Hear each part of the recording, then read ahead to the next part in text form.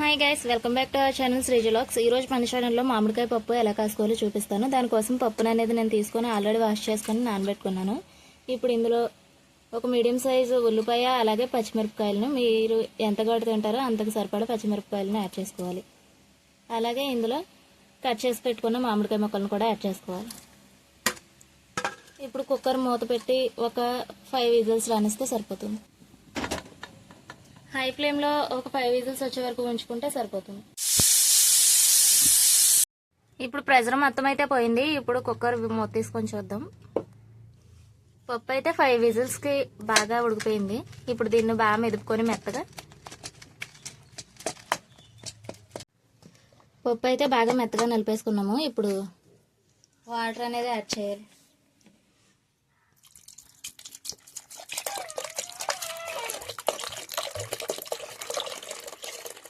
నార్మల్గా అయితే పప్పుచారు కాసుకున్నప్పుడు చింతపండు పులుపు పోస్తారు కదా. ఇప్పుడు మామిడికాయ వేసాం కాబట్టి మనం చింతపండు పులుపు వేయకుండా వాటర్ యాడ్ చేసుకుంటే సరిపోతుంది.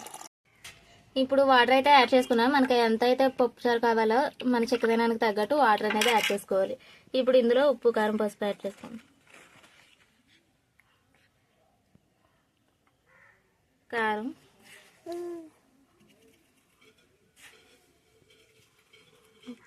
సరుపు, పసుపు కూడా యాడ్ చేసుకో.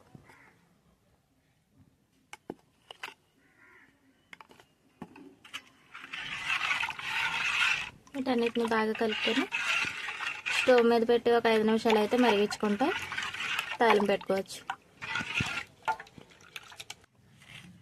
ఉప్పు సరిపోయిందా లేదా అనేది ఇప్పుడే చూసుకోవాలి. నాకు కొంచెం తక్కువైందా, అందుకే కొంచెం వేసుకుంటున్నాను. ఇప్పుడు స్టవ్ మీద పెట్టి మరిగించుకోండి.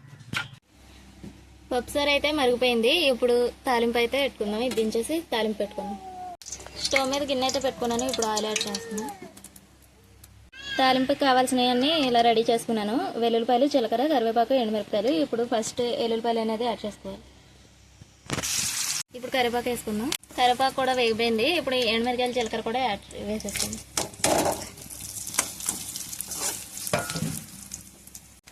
ఇంకింతే తాలింపు అయితే ఫ్రై అయిపోయింది. ఇప్పుడు పప్పుచారులో దీన్ని కలుపుకోవాలి.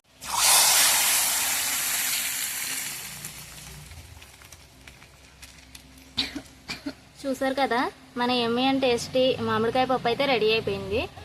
వీడియో నచ్చితే లైక్ చేయండి. అలాగే మీరు కనుక మన ఛానల్ని ఇప్పుడే ఫస్ట్ టైం చూస్తున్నట్లయితే సబ్స్క్రైబ్ చేసుకోండి. Thank you for watching. By by.